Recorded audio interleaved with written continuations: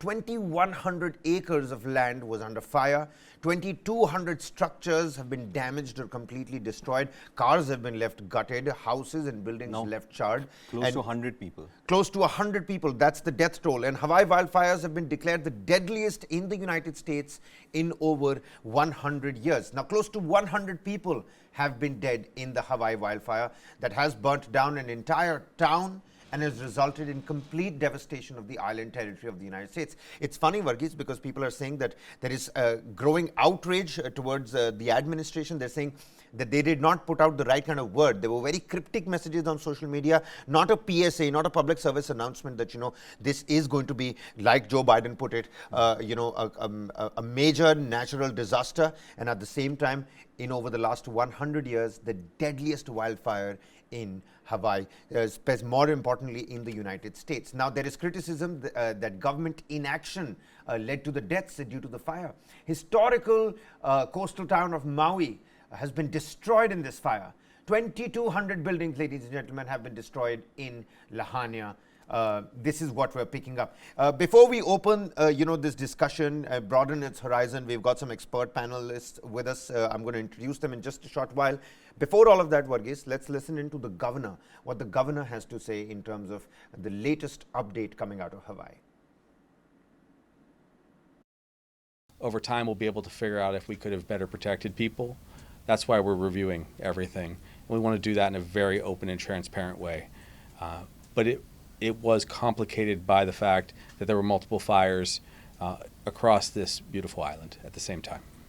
But having seen that storm, we have doubts that much could have been done with a fiery, fast-moving fire like that. Well, so that was Josh Green, the governor of Hawaii. Of course, Captain retrospect, everything makes sense when you look back, Varghese. But let's take this question with the panelist who's with us on the broadcast. Joining us is Harjeet Singh, Senior Advisor, Climate Impacts, Climate Action Network International. Harjeet Singh ji, first and foremost, help us understand, because we just heard the governor of Hawaii, Josh Green, saying that, we're trying to review the situation. I mean, that's what politicians and, feet and administration on the ground end up doing in any case. But now we're looking at a death toll that could rise above the 100, figure. Cadaver dogs and the rescue personnel on the ground trying to search through burnt up cars and charred buildings. Why did this happen in the first place? People are talking about cryptic messages on social media, not proper public service announcements. Thank you for having me, and I must mention at the outset that there are many references, this being a natural disaster. This is not a natural disaster. While the origin could be natural or even human-made in terms of, probably caused because of cigarette butts or because of campfire and many other accidents that can cause this problem. But let's understand that how climate change is fueling such wildfires. Important to know that Hawaii now has average temperature rise of 2 degrees than it was in 1950. Hawaii is witnessing an extremely dry weather. The disturbances in the southern islands, they've seen hurricanes, which has actually brought more wind, which has intensified fires. It's a combination of factors. And the Intergovernmental Panel on Climate Change report early this year talked about compounding and cascading effects. This is a testimony of such effects increasing, that how climate change is going to cause more and more impacts and increase their intensity and frequency. This is one such case. Right, and at the same time, the pain and anger and the outrage among the people on the ground. Would you like to throw some light on that? I mean, of course, it's a time where people should come together, help each other out. But criticism towards the ruling dispensation, do you think it's justified? First of all, no government, and imagine we are talking about the United States, the richest country. The fact is, nobody is prepared to deal with this scale of impact. But at the same time, we need to recognize that we knew about climate change 50 years ago, and particularly the US, and it's really sad to see people suffering on ground, but we should not just blame the government of Hawaii, which is caught unaware with the scale of the crisis. But the reality is that the whole world is not prepared to deal with it. And United States in particular, that is one responsible for climate change. It has put most greenhouse gases into the atmosphere, which are those heat trapping gases that are responsible for the climate crisis.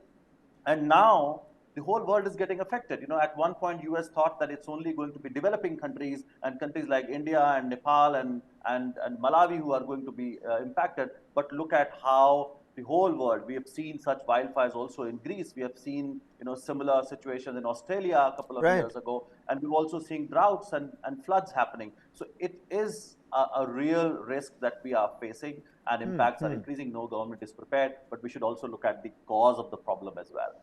Absolutely. No, pertinent points you've mentioned out there. And Spain is another example, only very recently, the Spanish wildfires. But now, at the same time, you gave us the example of how a cigarette butt could, lead to something like this. We know how forest fires today are being called as man-made, not natural, wildfires. Why are we calling the Hawaii, fires as wildfires when the cause behind this fire is not yet ascertained? We don't know what led to such fire. Why are we calling it wildfires? And the President of the United States, the richest country, like you suggested, he's gone out on record to say that this is the deadliest wildfire in the last century. Why are we calling them wildfires? Probably the reason they're calling it wildfires because it's happening in the wild, it's originating in the wild. But the reasons that are intensifying and fueling the fire are all human-made. And this is where we need to really send a very clear message about the cause and now the increasing impacts. In fact, many of the disasters that we used to call natural disasters are not natural anymore. Each and every weather-related disaster has a handprint of climate change and global warming that is, increasing the intensity and frequency. And that's what world has to recognize. We are living through the climate emergency. Scientists told us years ago that extreme weather events are going to be new normal. Look at, you switch on television and you look around. Every other day we are now hearing about a massive disaster happening in one part of the other. Extreme weather events. You're absolutely right over there. You're absolutely right over there. Varghese, take a look at what's happening in Hawaii. And our, wildfires, forest fires back at home in Uttarakhand, in Himachal Pradesh, you hear about forest fires in Corbett. The cost to rebuild Lahaina has been estimated at $5.5 billion. Do you think something like that, if that happens in India, the scale, the magnitude, the magnanimity it's of going to be forest huge fire? in the sense that it's going to be an economic disaster if we are going to see such, weather changes. And see, it has a cascading effect. When you have a situation like this, it's going to take a toll on the economy. Once it takes toll on the economy, of course, it'll have a cascading effect on stability of that country's society and later whatever is going to happen. So people are taking it with a pinch of salt. In fact, there are people who tend to deny climate change as such. I was also looking at some of the aspects, as a guest was saying, it's man-made. And a very interesting factor over here, I was just going through those reports. There is this particular grass which is non-native to this area of Hawaii. And that grass comprises around 26% of Hawaii. And that grass dries up easily, and that has been one of the reasons why this fire has been spreading so fast. And then you have Hurricane Dora.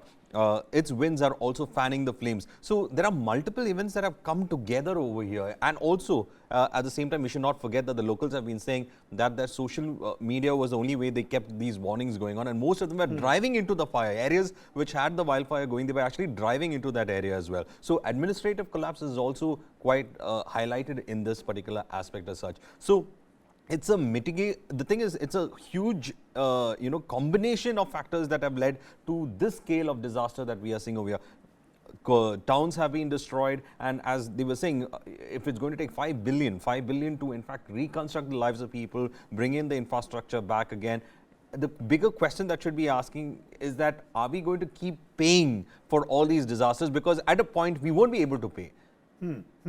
Governments won't be able to pay. They won't be able to mitigate this if it starts rising like this. And 2-degree increase in temperatures does lead to drying out of vegetation in a lot of places. And dried vegetation is a recipe for disaster.